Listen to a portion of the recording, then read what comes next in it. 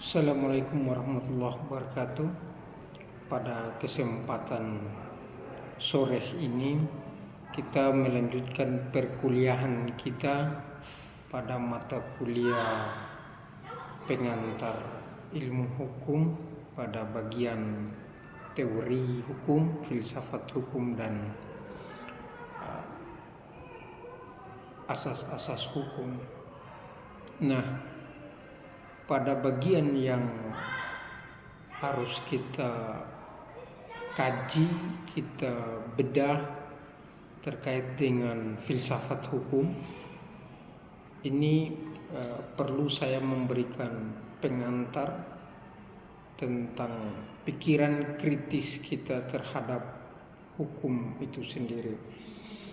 Banyak dari teman-teman kita, baik para sarjana hukum maupun para masyarakat awam, memberikan pengertian terhadap hukum itu adalah sebuah aturan atau suatu aturan yang dibuat oleh pemerintah dalam suatu negara untuk mengikat dan memaksa serta memberikan sanksi. Nah, pikiran radikal yang dibangun oleh para filsuf, terutama para peminat filsafat, menganggap bahwa hukum yang dianggap hanya sebagai aturan itu ada pada satu persepsi yang lemah. Kenapa? Karena aturan itu dibatasi oleh ruang dan waktu. Misalnya peraturan yang dibuat oleh pemerintah kita itu tidak bisa berlaku pada negara-negara yang lain. Atau misalnya peraturan yang dibuat oleh pemerintah daerah kita tidak bisa kita berlakukan pada provinsi-provinsi yang lain.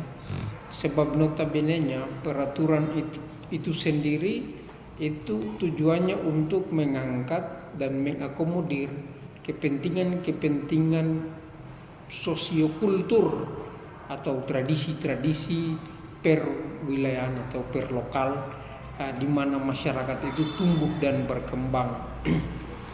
Sehingga kalau kita melihat peraturan atau hukum hanya sebatas aturan, maka aturan itu dia terbatas pada ruang dan waktu.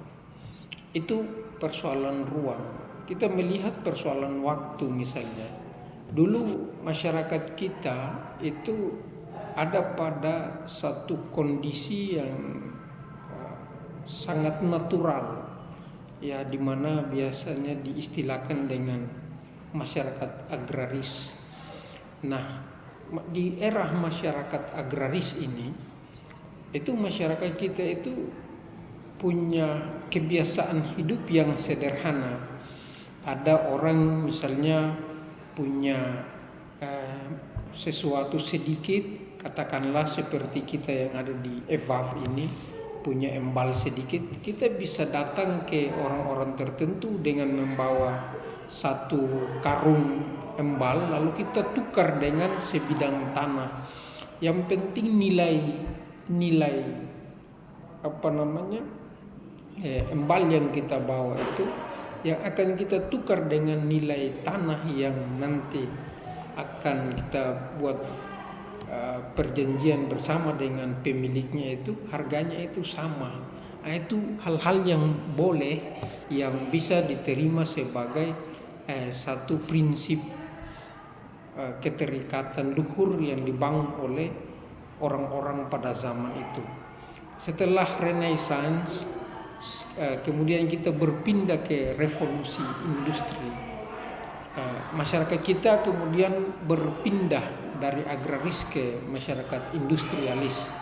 Nah, di era ini itu perkembangan manusia, perkembangan masyarakat itu sudah berkembang sehingga dia berupaya dengan berbagai ilmu pengetahuan yang dia miliki, dia kemudian berupaya untuk memberikan cara transaksi jual beli itu sudah beda dengan masyarakat yang dulu hidup pada era agraris.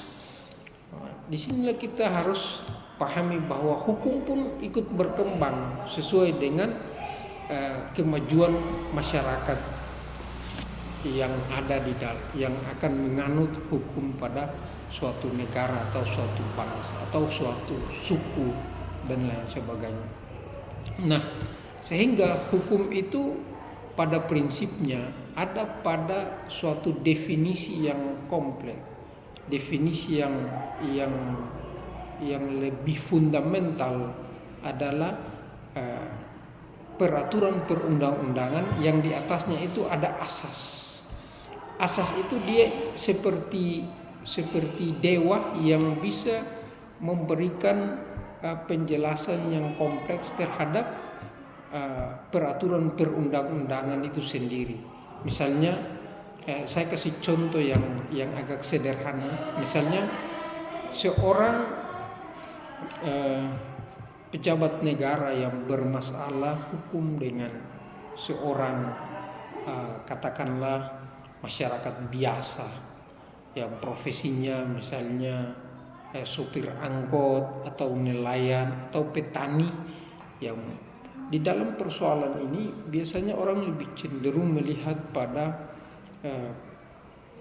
siapa atau status yang dimiliki oleh orang tersebut. Orang tidak melihat pada persoalan hak warga negara, tapi orang lebih melihat kepada persoalan status sosial yang dimiliki. Apalagi orang-orang tertentu yang punya jabatan itu biasanya mendapat perlindungan tertentu dari peraturan perundang-undangan itu sendiri. Nah, padahal kita punya asas. Presiden misalnya punya masalah dengan warga masyarakat yang paling di bawah. Itu presiden dilindungi oleh peraturan perundang-undangan yang berlaku. Padahal kita punya asas yang disebut dengan asas equality before the law. Jadi semua orang itu punya hak yang sama untuk mengakses hukum yang sama.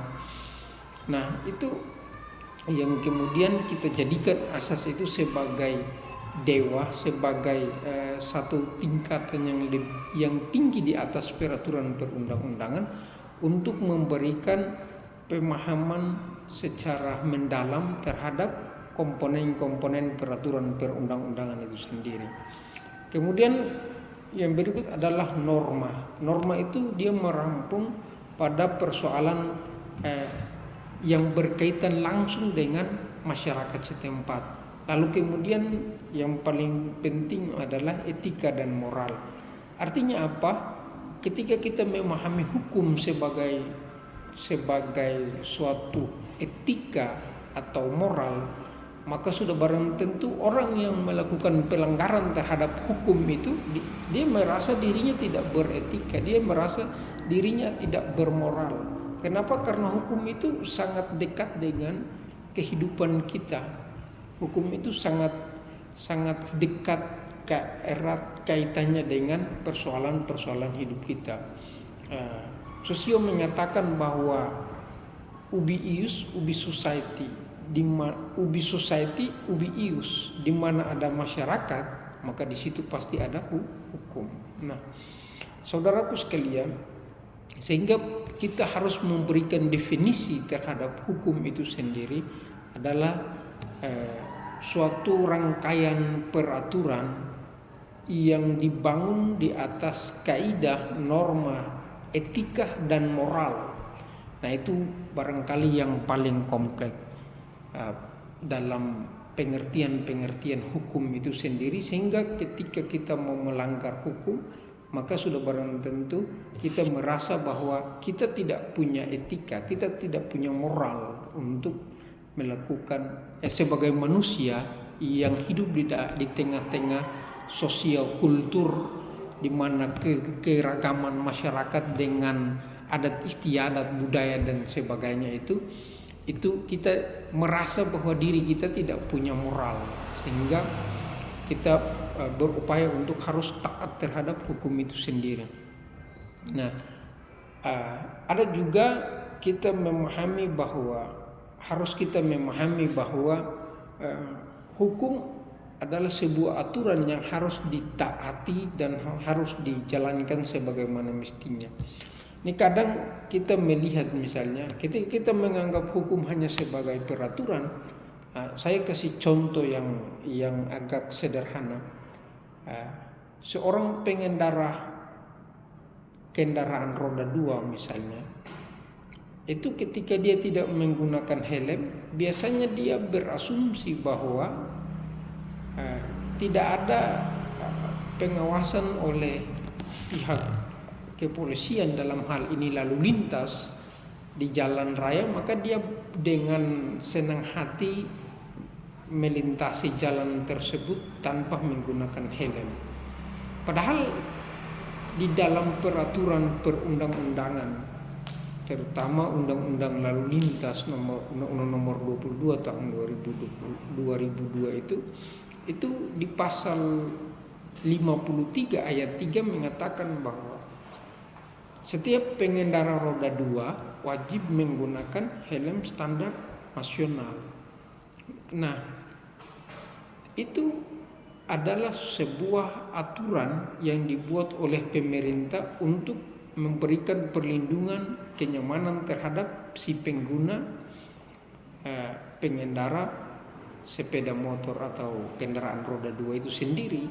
Tetapi dia mengabaikan itu karena dia menganggap bahwa peraturan hukum hanya ada sebuah aturan yang bisa dilanggar atau bisa ditaati kapan kita mau mentaati dan kapan kita mau melanggar.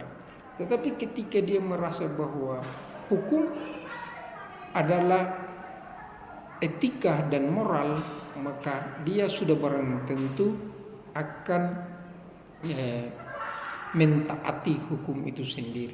Nah, saudaraku sekalian, ini adalah konsep-konsep dasar yang perlu kita bangun di dalam materi-materi dasar filsafat hukum ini, sehingga kita jadikan ini sebagai suatu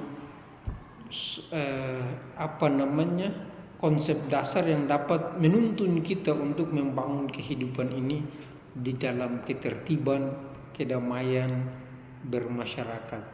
Kemudian kita lanjutkan dengan